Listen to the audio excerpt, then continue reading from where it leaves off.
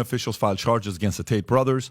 The controversy continues as social media influencer Andrew Tate has officially been charged with rape, human trafficking, and forming an organized crime group to sexually exploit women, according to BBC's News and Tate's apparent number one fan, writer Lucy Williamson.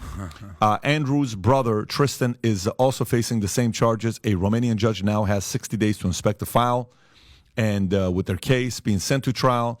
Upon hearing the news, the Tate brothers' media team responded, "While this news is undoubtedly predictable, we embrace the opportunity it presents to demonstrate their innocence and vindicate their reputation."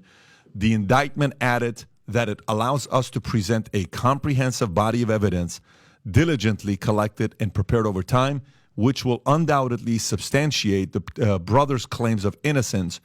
There are separate charges still under investigation, which could lead to a separate indictment, including money laundering and trafficking minors. Both brothers continue to claim their innocence.